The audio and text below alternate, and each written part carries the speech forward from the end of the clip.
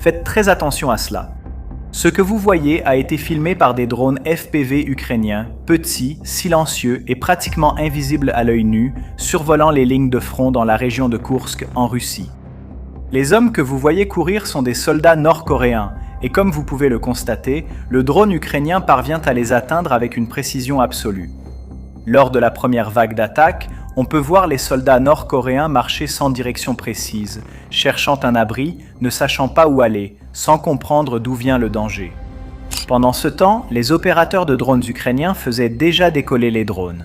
Ici, dans cette partie, on peut voir un autre soldat nord-coréen être éliminé par le drone. Restez ici avec nous, car nous, chez Autica Militar, allons vous montrer en détail comment ces soldats nord-coréens ont été éliminés avec précision par les drones ukrainiens.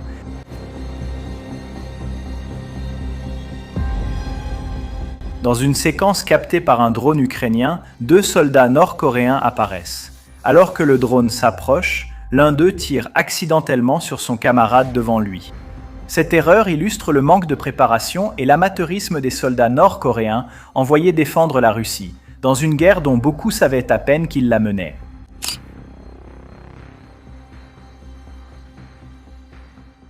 Pour comprendre ces images, il faut savoir qui sont ces hommes et comment ils sont arrivés dans cette tranchée en Russie. La Corée du Nord est le pays le plus fermé du monde. Ses citoyens n'ont pas accès à Internet, ne peuvent pas voyager librement, ne savent pas ce qui se passe au-delà des frontières, que le régime de Kim Jong-un contrôle d'une main de fer. À la fin de 2024, plus de 10 000 soldats nord-coréens ont été transportés en toute discrétion par navires et trains jusqu'à la région de Koursk, en Russie, l'un des secteurs les plus violents de toute la guerre en Ukraine. Qu'avait-on dit à ces soldats au sujet de la mission ?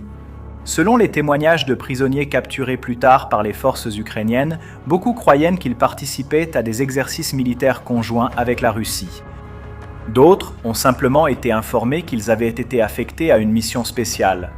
Le mot guerre n'a jamais été utilisé officiellement.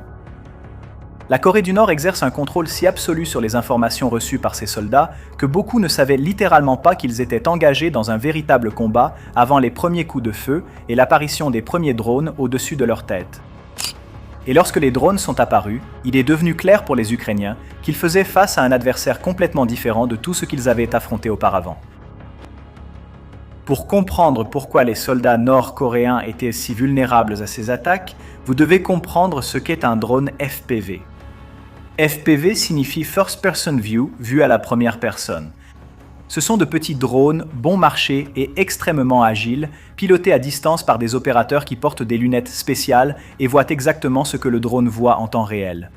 Un opérateur entraîné peut guider un drone FPV à travers des fenêtres, entre les arbres, le long des tranchées et directement à l'intérieur d'une position ennemie avec une précision chirurgicale. Il coûte entre 400 et 1000 $, soit une fraction du coût de n'importe quel système d'armes conventionnel. Il reste quasiment silencieux jusqu'à quelques mètres de la cible. Dans la guerre en Ukraine, les drones FPV ont complètement révolutionné le champ de bataille. L'Ukraine en fabrique chaque semaine des milliers dans des usines partout dans le pays. De jeunes civils apprennent en quelques semaines à piloter ces drones avec une précision meurtrière. Des soldats russes expérimentés, qui avaient déjà passé des mois ou des années sur le front, ont appris à reconnaître le bourdonnement caractéristique d'un drone FPV. Ils ont appris à se jeter immédiatement au sol, à chercher un abri derrière des structures solides, à ne pas courir en ligne droite. Les soldats nord-coréens n'avaient rien appris de tout cela. Pour eux, ces petits objets volants étaient une technologie complètement inconnue. Et dans les images que vous voyez, il est possible de voir exactement le résultat de cette ignorance. Les images capturées par les drones ukrainiens dans les semaines suivant l'arrivée des soldats nord-coréens sur le front ont révélé quelque chose que les analystes militaires ont décrit comme choquant, même selon les normes brutales de cette guerre. Dans les premières vidéos, on peut voir des groupes de soldats nord-coréens avancés en formation tactique qui semblaient tout droit sortis d'un manuel de guerre des années 1950, des lignes serrées et des mouvements groupés sans dispersion adaptés à un environnement dominé par les drones. Pour un opérateur de drone ukrainien, ces formations étaient des cibles parfaites. Dans les images, on peut voir le moment exact où les soldats réalisent qu'ils sont observés. La réaction initiale est une confusion totale. Ils regardent autour d'eux, vers le haut, puis les uns vers les autres. Il n'y a pas de protocole clair de réponse. Certains courent, d'autres restent complètement immobiles, D'autres desservent de s'abriter dans des endroits absolument inadaptés. Dans l'une des vidéos les plus partagées, un groupe essaie de se cacher sous des arbres, une protection complètement inefficace contre des drones qui peuvent facilement voler entre les branches. Le drone ukrainien les suit avec une précision implacable. À un autre moment, les soldats essaient de tirer sur les drones avec des fusils, une tentative presque impossible contre un petit objet extrêmement agile et constamment en mouvement. Puis arrive ce moment déjà montré au début de la vidéo, devenu le symbole du manque total de préparation de ces troupes. Des soldats entraînés pendant des décennies sous le régime le plus discipliné du monde sont arrivés sur le champ de bataille avec une technologie inconnue. Et le résultat a été une confusion chaotique qui a coûté la vie à des camarades tués par leurs propres alliés. Ce n'était pas le seul cas connu. Des analystes du renseignement ukrainien ont rapporté de multiples incidents de tirs amis entre les troupes nord-coréennes lors des premières semaines de combat, tous liés à la panique causée par les drones FPV. En plus du manque de préparation technologique, les vidéos et témoignages de prisonniers nord-coréens capturés par les Ukrainiens ont révélé un autre problème majeur: la barrière de la langue. Les soldats nord-coréens ne parlent pas russe.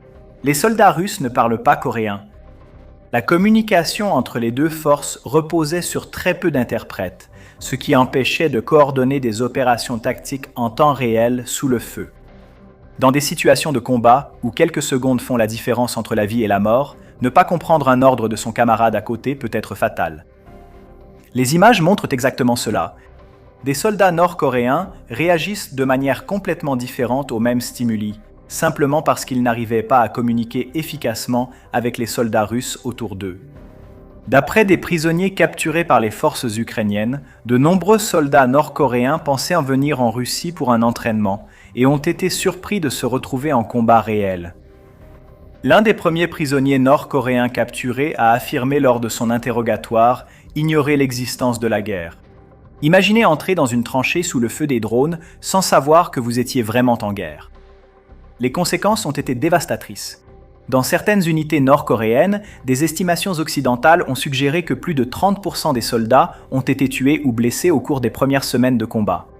Un rythme de perte que les analystes ont décrit comme extraordinairement élevé, même selon les normes brutales de ce conflit. La Russie avait envoyé ses soldats pour compenser les pertes russes extrêmement élevées dans la région de Koursk. C'était un aveu implicite que l'armée russe avait de sérieuses difficultés à maintenir des effectifs suffisants sur les lignes de front.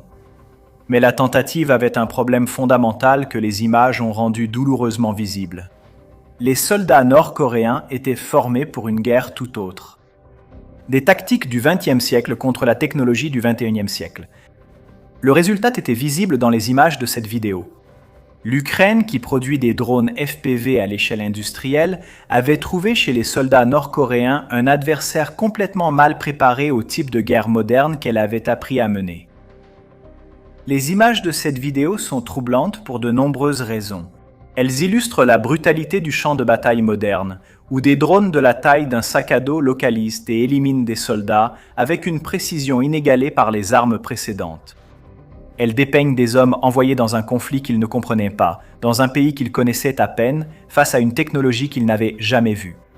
Elles illustrent ce qui arrive quand des dirigeants traitent leurs soldats comme des pions dans des jeux géopolitiques sans les consulter. Si tu as aimé ce type de vidéo sur Otica Militaire, abonne-toi et dis-moi en commentaire ce que tu en as pensé. À la prochaine vidéo.